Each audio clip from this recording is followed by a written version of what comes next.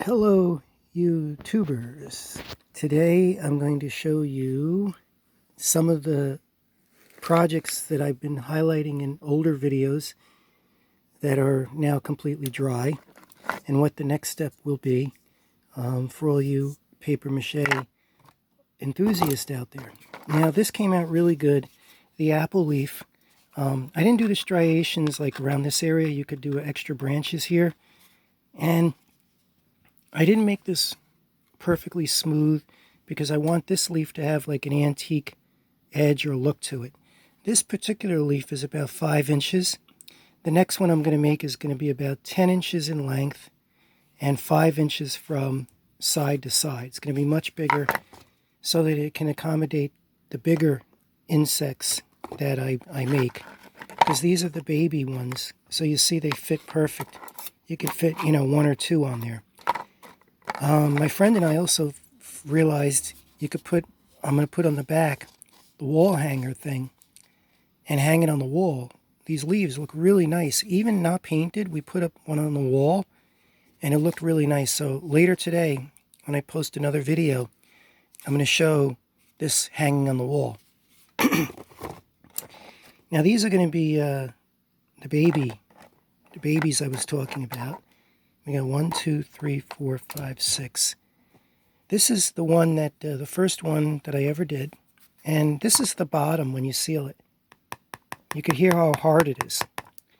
And you'll even see just with one layer of glue, now this is not finished, it has a nice shine. It's smooth. This one, just because it's the first one, I'm not going to put like a felt liner on the bottom. And I'm not sure if I'm even going to sell this because it's number one.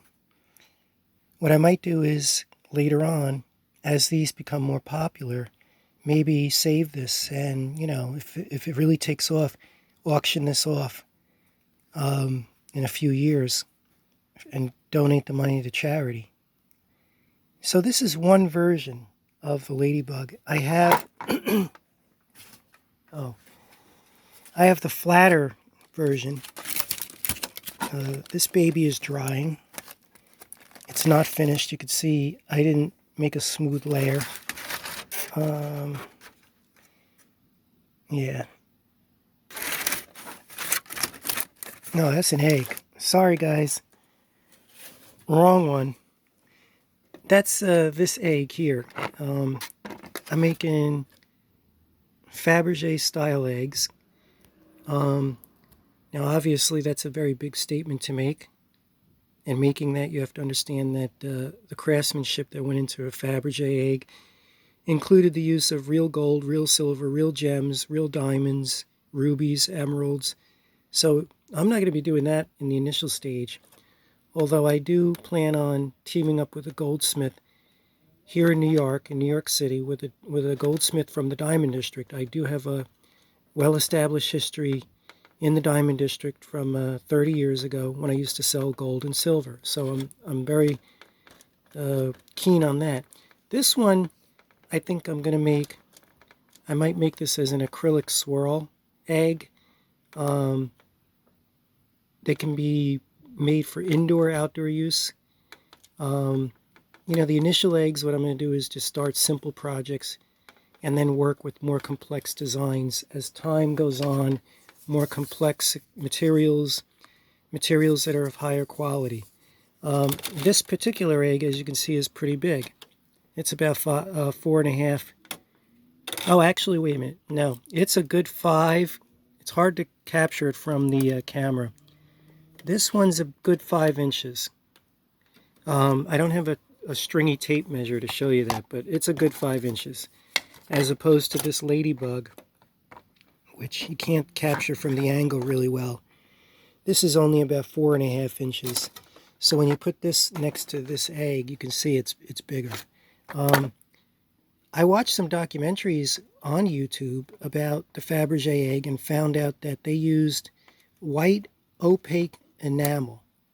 So that's what's going to be used, not on all of them, but on some of them. When this is dry, you can actually sand it down if you're not happy with the shape of your egg. Easter is not too far away. Yes, I will be making Easter eggs.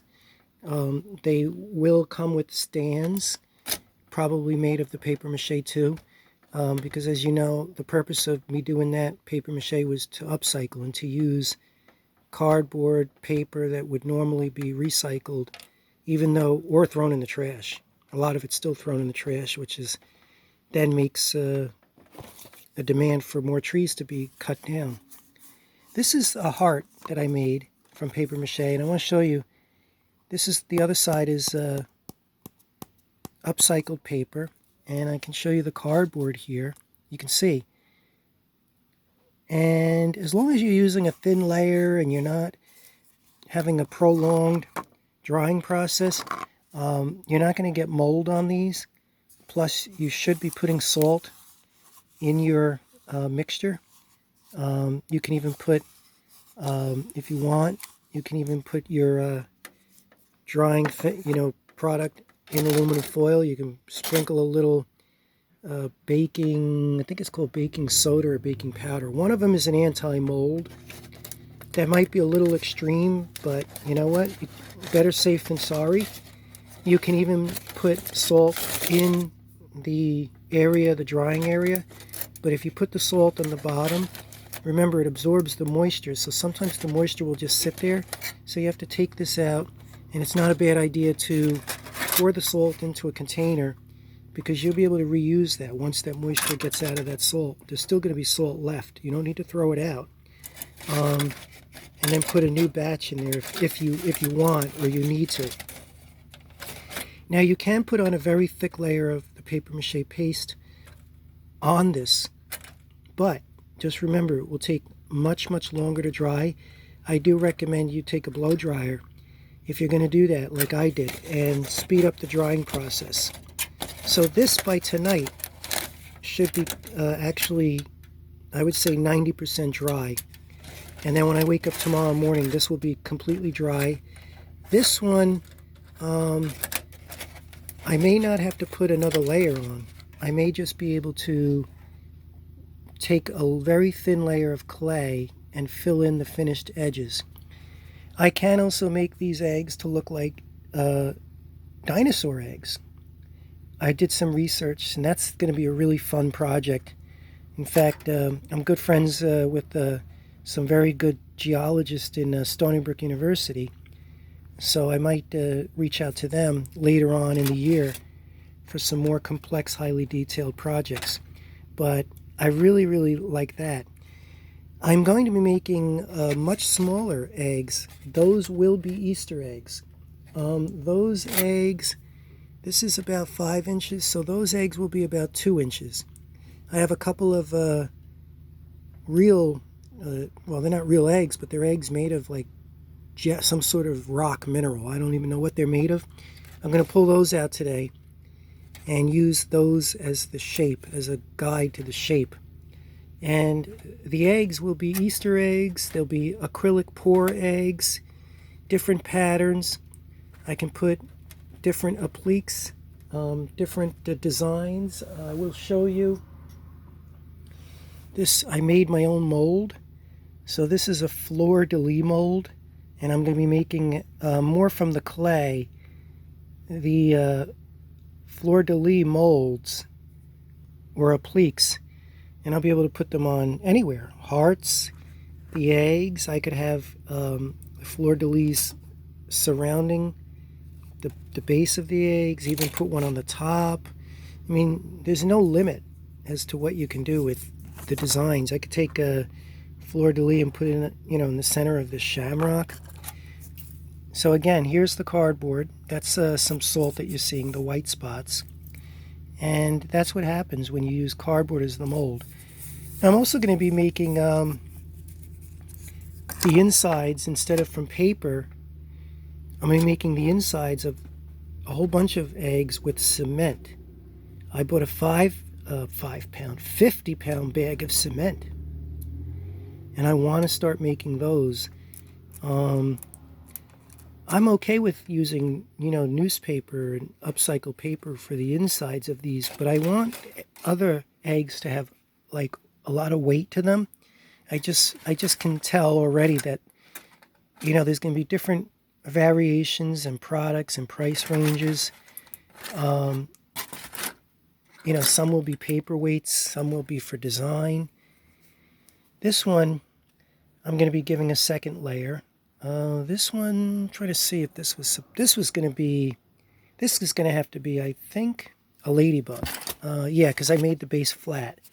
So you can see I already made the base flat for this, and that's going to be that. Now the other thing I'm going to be doing with this is, show you real quick. Well, I started making a fish. If I cut that off, it looks like a football. So I'm going to be making very inexpensive football wall hanging, wall decor designs. Now, this is the back of it.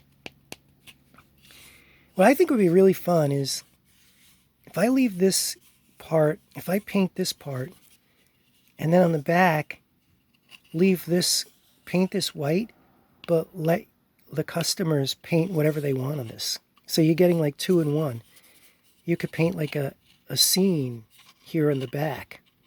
Like if you're mothers and fathers, you want to spend time with your kids, aunts and uncles, you have a favorite niece or nephew that you watch after, cousins, if you're always babysitting after maybe another younger cousin, it might be a great opportunity to create an art scene on the back. So I'm definitely going to do a few of those with that idea in mind. So you're really getting 2 for the price of 1 in a sense. Getting a do-it-yourself kit, and you're getting a wall decor thing. Or if you want, you can, use it for your collections. Oh, and this big thing here, I'm painting with silver. Indoor, outdoor. Well, that's it for today. I'm going to keep this pretty short. And maybe later this evening, Saturday, day before Valentine's Day, if I'm around, I'll do another video. And then tomorrow on Valentine's Day, I'm going to definitely do another video if I'm around. Okay. I hope you all stay out of trouble tonight and tomorrow. Or if you do get in trouble, make it worth your while. But just stay out of trouble. All right. Take care. Bye-bye.